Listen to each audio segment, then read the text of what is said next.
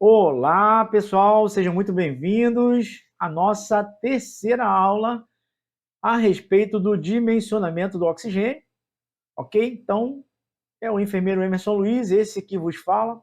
Hoje nós vamos começar os nossos trabalhos falando a respeito, né, da ficha técnica do cilindro. Então, na aula passada, nós falamos a respeito dos equipamentos e as diferenças aí do manômetro, né, de como identificar qual a unidade de medida que o manômetro está medindo efetivamente, ok? Então, hoje, nós vamos falar a respeito da identificação das informações dentro, ou melhor dizendo, das informações no corpo do cilindro. Então, como eu falei lá na primeira aula, pessoal, a gente, para fazer o cálculo de quantos litros de oxigênio nós temos disponível, é simples. Basta que façamos a multiplicação da capacidade nominal, ou da capacidade hidráulica do cilindro, vezes a pressão que está marcando no manômetro, ok? A grande questão que ninguém fala para a gente é o quê? É aonde eu vou encontrar, onde é que eu vou encontrar essa informação. Essa é a questão, esse é o X. Então é muito simples falar. Pega a quantidade de litros que o cilindro comporta e a pressão que está no manômetro e multiplica e a gente vai ter o valor, ok? E depois, para a gente saber quanto tempo vai durar, a gente simplesmente vai fazer o quê? Vai pegar esse valor total de litros e vai dividir pela prescrição. Então isso é uma conta muito simples, é uma conta de multiplicação e uma conta de divisão. E a gente vai chegar aí nos valores e vamos saber quanto tempo efetivamente vai durar o nosso oxigênio, quanto tempo que nós temos para trabalhar com esse oxigênio. Só que existem algumas questões, né, extremamente complicadas, fáceis e ao mesmo tempo difíceis, que a gente não está acostumado. E é isso que eu vou mostrar para vocês nos mínimos detalhes na aula de hoje. Ok? Bom, então vamos lá, pessoal. A primeira coisa que a gente vai fazer é a gente vai identificar aí na ficha técnica do cilindro, tá, o fabricante. Então, como vocês podem verificar, nessa ficha técnica aí do cilindro que eu peguei para vocês, estou disponibilizando aqui, é um cilindro da MET, ok? E aí nós vamos seguir as setinhas aí e vamos falando a respeito aí das informações. Então, a primeira coisa que a gente vai ver, tá? A identificação do fabricante, né, do proprietário, ou seja, de quem fabricou o cilindro. Então, todo cilindro ele precisa vir com essa informação do fabricante. Né? Logo abaixo da informação do fabricante, nós vamos ter a pressão de serviço, tá? Está marcado aqui, ó, 200 bar. Ok, pessoal? Então, poxa, Emerson, você falou em libra por polegada quadrada, você falou em pressão atmosférica, você falou em bar, você falou em quilograma-força por centímetro quadrado. Na aula anterior, você mostrou vários manômetros e nenhum manômetro tinha essa graduação de bar. Por que o fabricante coloca a pressão de serviço em bar se o manômetro ele não marca em bar? Pois é, tá? Porque o fabricante, quando ele fabrica o equipamento e quando ele faz os testes de pressão dos equipamentos, a unidade de medida que ele utiliza é o bar, ok? Que não vai fazer grandes diferenças quando a gente tem um manômetro graduado em milímetros de mercúrio, desculpa, de mercúrio não, quando a gente tem um manômetro graduado em quilograma-força por centímetro quadrado, ou libra por polegada quadrada, ou metro pascal, quilo pascal, enfim, não vai fazer diferença porque é a unidade de medida, ok? Então, nós temos várias unidades de medida e essas unidades de medida fazem referência à pressão, assim como o fígado que a gente verifica a pressão arterial dos nossos pacientes, ele é graduado em milímetros de mercúrio, tá certo? Então, poderíamos usar outra unidade de medida? Sim, poderíamos. O fabricante poderia usar outra unidade de medida? Poderia, sem problema nenhum, ok? Mas ele dá para a gente aí essa relação em bar, porque é o protocolo de utilização do equipamento que ele fabrica, tá certo? Então, a pressão de trabalho do equipamento é de 200 bar, como a gente está vendo aí na nossa imagem, ok? Logo abaixo aí nós temos a norma de fabricação, né? E essa norma de fabricação seguem os parâmetros internacionais, então o mundo inteiro segue essas normas, ok? Logo abaixo aí nós temos a tara do cilindro, o valor da tara do cilindro, Então, o que seria essa tal tara do cilindro? Seria o peso nominal do cilindro, ou seja, o cilindro vazio, sem nada, ele pesa o valor X. Então, é esse o valor da tara do cilindro, ok? Logo abaixo aí, nós temos a identificação do órgão certificador e um pouquinho mais abaixo aí nós temos aí um rótulo de identificação do produto, né? Ou seja, do gás. Então, nós estamos vendo aí esse rótulo branquinho com esse losango verde aí no meio, que faz a identificação do oxigênio medicinal, tá certo? Então, seguindo lá para a parte de cima, do outro lado, nós vamos ter lá a pressão de ensaio hidrostático, que está marcando aqui, ó, 300 bar. Caramba! É 200 ou é 300 bar? Então, pessoal, o fabricante diz para a gente que a pressão de trabalho ideal para que nós possamos trabalhar com o equipamento dentro das margens de segurança e respeitando as margens de segurança, seria que nós trabalhássemos com uma pressão máxima de enchimento do oxigênio de 200 bar. No entanto, ele está dizendo para a gente aqui nessas informações da ficha técnica que quando esse cilindro foi fabricado, ele foi submetido a um teste de 300 bar de pressão, tá certo? Então, essa pressão de 300 bar que está marcando aí é a pressão do ensaio hidrostático, ou seja, que foi feito lá na fábrica onde o cilindro foi fabricado, que significa dizer que esse cilindro foi submetido a um teste de 300, mas o fabricante recomenda que a gente encha o cilindro com apenas 200, que é a pressão de trabalho, ok? Logo abaixo aí nós vamos ter a relação do símbolo do fabricante, tá? Na sequência nós vamos ter o número de série de fabricação do cilindro. Na próxima linha aí nós vamos ter a data de realização do teste hidrostático. O que seria essa data de realização desse teste hidrostático, pessoal? O cilindro, de tempos em tempos, então um cilindro de aço, a cada 10 anos, ele precisa ser submetido a uma avaliação. E nessa avaliação é verificado se o equipamento tem condições de ser novamente enchido e pode continuar as suas operações. Então isso chama-se teste hidrostático. Então esse cilindro ele vai ser levado para a empresa que faz esse teste, ele vai ser submetido a esse teste com a pressão do teste hidrostático, acredito eu que seja a pressão de 300 bar, que é a pressão que o fabricante faz quando o cilindro ele é fabricado, tá certo? Ou pode ser que o protocolo seja uma outra unidade de medida de pressão, um outro valor, tá certo? E após esse teste ser realizado, se o cilindro foi aprovado no teste, o cilindro retorna para sua utilização normal. Se porventura o cilindro é reprovado no teste, o cilindro ele é descartado no próprio local onde é feito esse teste hidrostático. A pessoa nem recebe de volta o cilindro danificado para não correr o risco de encher ali no Zé da esquina ali e poder causar aí um acidente aí, tanto para quem está fazendo o serviço de enchimento, quanto para o usuário que está lá no serviço hospitalar, no serviço pré-hospitalar, enfim, fazendo lá o trabalho, manuseio do equipamento, né? Então o cilindro ele é descartado imediatamente, ok? Logo abaixo da data de fabricação, logo abaixo nós temos a data de fabricação do cilindro, então isso é importante, tá? Então, como a gente visualizou ali, a data de realização do teste hidrostático, ela está marcada com X, porque obviamente essa é uma ficha técnica de um cilindro novo, e ele é novo, ele ainda não fez o teste hidrostático, tá certo? Então, só 10 anos a partir da data que ele foi fabricado é que ele vai ser elegível a ser feito assim, o teste hidrostático.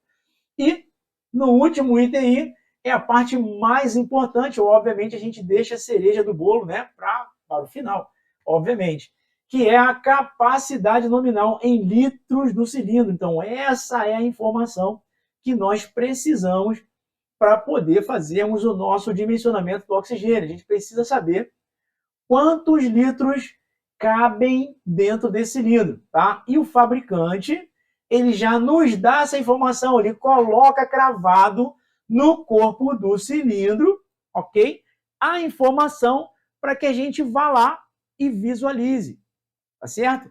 Mas, infelizmente, meus amigos, algumas empresas que fazem o enchimento do oxigênio têm o péssimo hábito de fazer o quê? De colar as etiquetas de identificação do produto ou a etiqueta de validade, de registro do Inmetro em cima dessas informações, dificultando assim o nosso trabalho. Então, se você não conhece o cilindro, não sabe qual é a capacidade nominal do cilindro, você vai acabar tendo que retirar as etiquetas para conseguir visualizar o que está marcado lá no cilindro. E retirando as etiquetas, você acaba cometendo uma infração, você acaba violando o processo de enchimento, o que pode culminar em falta de lisura do processo, ou seja, você inutilizar aquele cilindro por conta da retirada desses informativos, aí, dessas etiquetas de informação. Então, resumindo, cada um tem que fazer o seu trabalho, nós que vamos visualizar, que vamos cuidar da manutenção durante o tempo que a gente estiver utilizando esses cilindros, e os nossos amigos lá que trabalham na parte de manutenção, que fazem o enchimento, eles também precisam entender que essa informação é extremamente importante para a gente, porque isso vai depender da gente fazer o cálculo para que os nossos pacientes possam receber a quantidade de oxigênio satisfatória para garantir uma qualidade de assistência, ok? E aí, pessoal, eu vou dividir com vocês aqui algumas questões aí que eu já passei na minha vida, e pode ser que seja uma relação que muitos de vocês aí também possam ter passado, tá? Então, nós somos profissionais técnicos, né? E por sermos profissionais técnicos, nós devemos usar as terminologias corretas com relação aos equipamentos.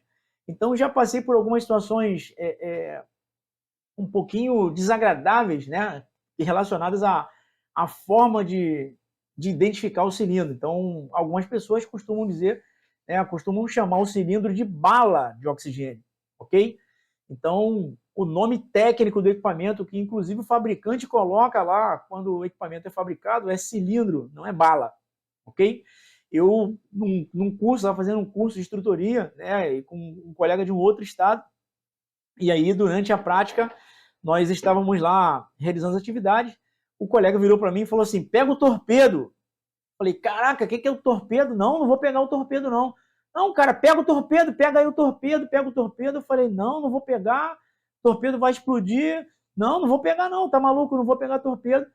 E aí, né, no primeiro momento foi isso, depois confesso que teve até uma relação de brincadeira e tal, mas infelizmente, né, a gente não conseguiu se comunicar, por quê? Porque eu conheço o equipamento como cilindro de oxigênio. E o colega lá na cidade que ele vive, eles costumam chamar o equipamento de torpedo de oxigênio, ok? Então, nomenclaturas à parte, como a gente chama bala, torpedo, a gente precisa chamar o equipamento pelo nome que ele recebeu quando foi fabricado. Então, ele não recebeu o nome de torpedo na fábrica, ou muito menos de bala. Ele recebeu o nome de cilindro, então cilindro de oxigênio. Beleza, pessoal? Então, fica a dica aí, beleza? Então, vamos lá, vamos continuar aí o nosso processo. Eu trouxe aqui algumas imagens aí de alguns equipamentos para que a gente pudesse visualizar, né, para que vocês consigam entender aonde é que eu vou procurar essa informação lá no meu cilindro de oxigênio, lá quando eu for assumir o meu plantão, quando eu for fazer o meu serviço. Então tá aí, ó. Nós temos aí a tara do cilindro aí 10,900 kg, tá? E a capacidade nominal tá logo ao lado ali, ó, 7,4 litros, ok? Então isso é extremamente importante e já já a gente vai voltar para o quadro aqui para fazermos aí nossas contas para a gente conseguir fazer esse dimensionamento. Então temos um outro cilindro aqui, né, que é basicamente igual ao cilindro anterior, só que o fabricante aí, nesse aí, colocou lá que ele tem 10,8 kg de tara e tem a mesma capacidade nominal de 7,4 litros. Esse cilindro aí é um cilindro padrão convencional que a gente encontra aí, né, no interior das ambulâncias, aí nos salões das ambulâncias, ok? É um cilindro de 3 metros cúbicos, que eu não vou falar dessa relação de metros cúbicos agora. E aí, nós temos agora a ficha técnica do cilindro de alumínio, ok? Então, o que acontece, pessoal? O cilindro de alumínio, ele segue um padrão um pouco diferente do cilindro de oxigênio de aço. O cilindro de oxigênio de aço, a gente vai visualizar,